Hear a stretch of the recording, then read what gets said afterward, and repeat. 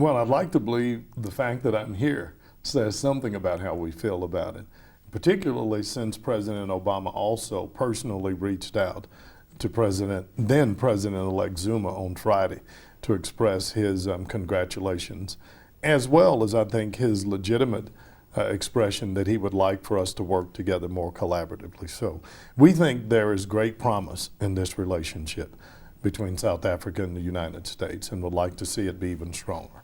And how have trade relations been since you took over the reins? Well, I've only been in for 3 months, but considering that 2008 was our best year, at least with South Africa ever, then I'll go ahead and take credit for that.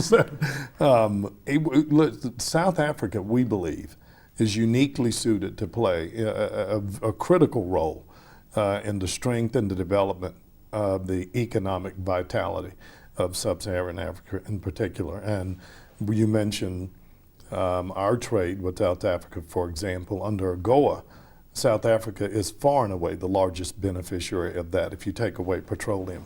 And in 2008, your exports to the United States, for example, grew by 71%. But there's still a lot of upside to that. And so one of the reasons we're here is to begin that relationship building and to continue the effort led by our new president to strengthen our relationships with our partners around the world. Okay, and when you look at the trade structures here in Africa, do you feel that there's room for improvement? Oh, absolutely. I think we can. You know, the U.S. relationship with Africa for so long was either humanitarian or solely linked to our consumption and purchase of oil. And so through efforts like AGOA, through our direct efforts with South Africa, through our new Trade Investment Development Cooperation Agreement, we have an opportunity to help diversify both economies. And so we think there's a tremendous upside for both countries. Okay, so have there been changes from the Bush administration to the Obama administration regarding Just trade? a few. You know, I'm not here to give an expose on the Bush administration. What I would say to you and your audience that it only makes sense to me, and one of the reasons I was excited about accepting this portfolio is that President Obama has very quickly shown that he wants us to be engaged with the world. And we demonstrated that in trying to build a broader coalition to help turn around this extraordinary economic crisis that confronts the world through the G20 Forum and others. He's also taking a new approach as it relates to our national security. To me, it would only make sense that we continue that in terms of our commercial relationships through global trade. Okay. And the Obama administration, is it much concerned about China's presence on the continent? You know, I think we're more concerned about making sure that we do what we need to do to credential ourselves as a good, solid partner with all of our trading partners, including South Africa. If we do the things that we can, if we can build the type of relationship that we envision, then that will take care of itself. But frankly, one of the benefits of our work with South Africa and other countries through AGOA is not just to create a market for us, but it's to help South Africa strengthen and diversify your business client.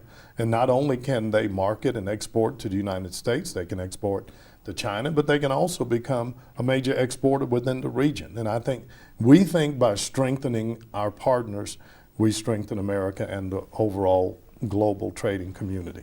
Okay, so the Obama administration, Obama is now president of the United States, and this offered some sort of happiness amongst Africans. Do you feel that this excitement is a bit misplaced?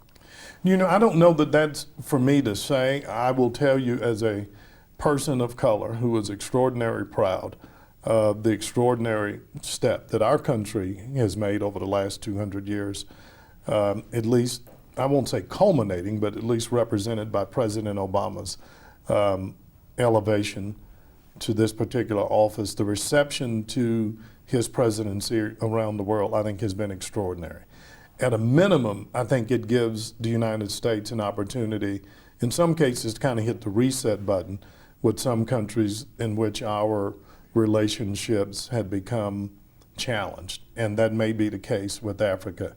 At least election night, it was as much fun to see the pictures coming from Kenya and other parts of Africa as it was around the world. Now, what we do with that is now up to us, and that's part of the reason I'm here, at least as U.S. trade representative, to make sure that we build on that. So we could see a strength in trade relations within Africa. We certainly hope so. That's our goal.